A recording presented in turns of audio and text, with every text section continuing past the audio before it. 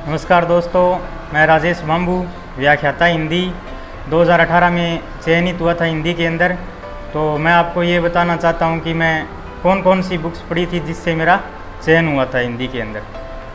तो इसके अंदर प्रथम जो खंड है उसके अंदर आता है अपने 11th और 12th की जितनी भी पुस्तकें हैं हिंदी साहित्य और हिंदी अनिवार्य की, वे सभी इसके अंदर आएगी और आपको उसमें से कुछ भी नहीं छोड़ना है, पहले पार्ट से लेकर लास्ट पार्ट तक, और सारा सिलेबस आपको उसके अंदर से करना है। तो जो प्रथम खंड ए है इसका, उसके अंदर हिंदी साहित्य की और हिंदी अनिवार्य की जितनी भी 11वीं और 12वीं की पुस्तकें हैं वो आपको पढ़नी पड़ेगी। इसके अलावा मैंने व्याकरण के लिए नवीन व्याकरण हिंदी की एक राजस्थान बोर्ड की पुरानी पुस्तक है वो पढ़ी थी, और इसके अलावा सामान्य हिंदी नाम की डॉक्टर राघव प्रकाश की एक किताब आती है वो मैंने ढंग से पढ़ी थी। और इसके अलावा मैंने हनुमानगढ़ से कोचिंग ली थी चाणक्य एकेडमी में बाम्बू सर से, उनके जो नोट्स थे व्याकरण के वो पूरे नोट्स मैंने कंठस्थ किए थे।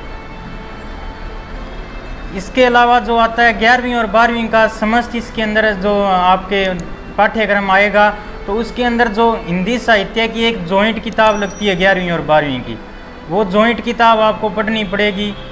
और उसके अलावा एक संवाद सेतु नाम की किताब भी लगती है, तो वो भी आपको पूरी पढ़नी पड़ेगी। और जो हिंदी साहित्य वाली किताब है वो आपके खंड ब भाग के अंदर पूरी काम आएगी, क्योंकि उसके अंदर बहुत सारी रचनाएं दी हुई है, जो वार्ता कहानी वगैरह सारा उसके अंदर आ जाएगा।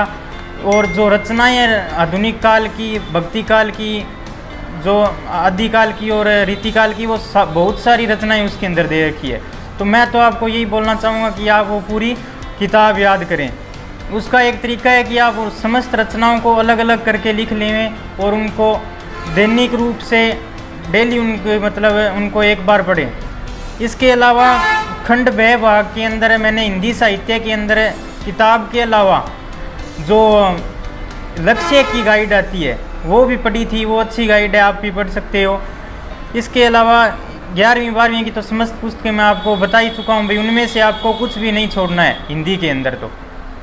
और नोट्सों का मैंने आपको बोल दिया है भाई, मैं तो यही राय दूंगा भाई, आप कहीं ना कहीं से जहाँ भी कोचिंग करें अच्छे नोट्स आप ज़रूर व्यवस्था करें उनकी। मैंने तो हनुमानगढ़ जंक्शन से चाणक्य एकेडमी में बाम्बू सर से नोट्स लिए थे और वहीं पर कोचिंग की थी।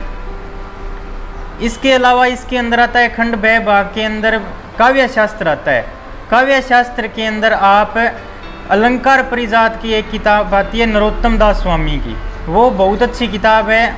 और उसके अलावा आप मनोज कुमार मिश्रा की सरल हिंदी काव्य शास्त्र नाम की किताब आती है। काव्य शास्त्र के अंदर आप ये दोनों किताबें बढ़िया तरीके से पढ़ लें। और मनोज कुमार मिश्रा से लगभग सारे क्वेश्चन आए थे 2018 के अंदर, तो मैं आपको यही राय देना चाहूँगा कि मनोज कुमार मिश्रा और अलंकार परिजात आप दोनों किताबें पढ़ें, और इसके साथ मैंने नोट्स भी पढ़े थे।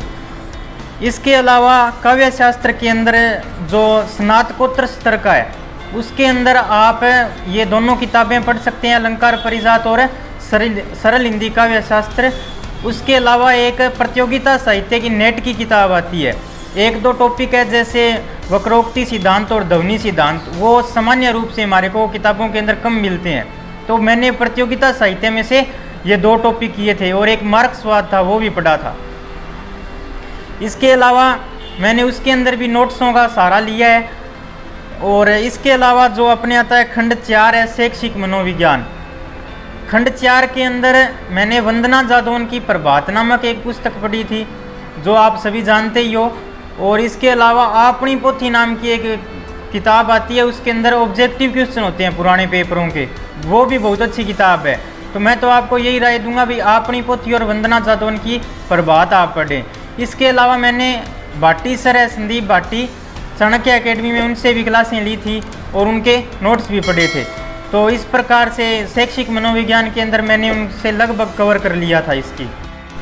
आशा करता हूं कि आपको मेरे द्वारा दी गई जानकारी से आप संतुष्ट हैं, और मैं यही चाहूँगा कि आप भी इसी प्रकार तैयारी करें और अगले आने वाली व्याख्याता परीक्षा के अंदर सफल हों। और कोई भी आपको अगर क्वेश्चन है तो आप कमेंट के अंदर ज़रूर बताएं। चैनल को लाइक और सब्सक्राइब करें। धन्यवाद।